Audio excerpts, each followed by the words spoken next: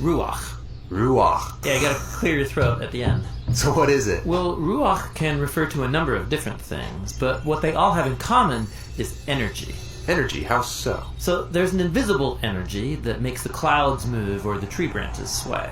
Right, wind. So in Hebrew, that's ruach. Okay. Now take a big breath. Ruach.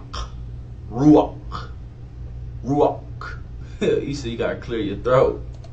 So you feel that inside you. Yeah, the air? Well, specifically the energy, right? The vitality in your body that you get from breathing deeply. That too is ruach.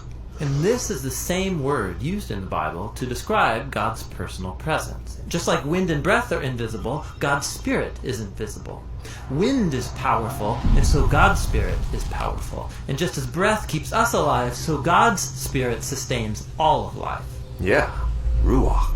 Now, as we continue on in the story of the Bible, we see God's Ruach giving special empowerment to people for specific tasks. The first person in the Bible this happens to is Joseph. God's Spirit enables him to understand and interpret dreams. And then it happens to this guy named Bezalel, Shout out my boy Joseph.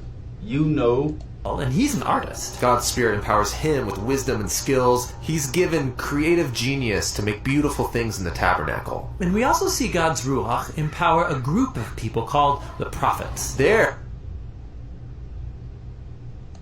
able to see what's happening in history from God's point of view. That's exactly right. And here's the problem as the prophets saw it.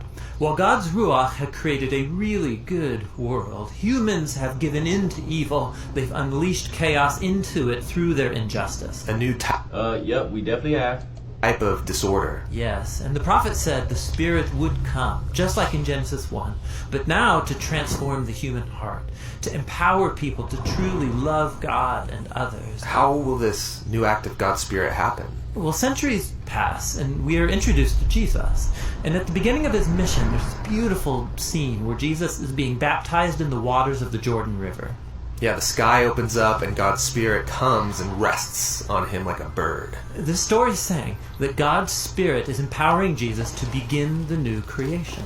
And we see this happening when he heals people or forgives their sins. He's creating life where there once was death. Now, Israel's religious leaders oppose Jesus, and they eventually have him killed. But even here, God's Spirit is at work. The earliest disciples of Jesus, who saw him alive from the dead, said it was God's energizing Spirit that raised Jesus. This is the beginning of new creation. Yes, Don't put a limit on God.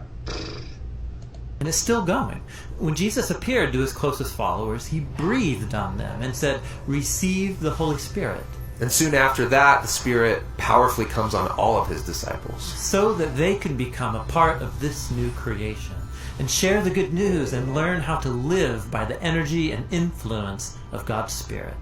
And so, today, the Spirit is still hovering in dark places. Yes, pointing people to Jesus, transforming and empowering them so they can love God and others. And the Christian hope is that the Spirit is going to finish the job. The story of the Bible ends with a vision of a new humanity, living in a new world that's permeated with God's love and life-giving Spirit.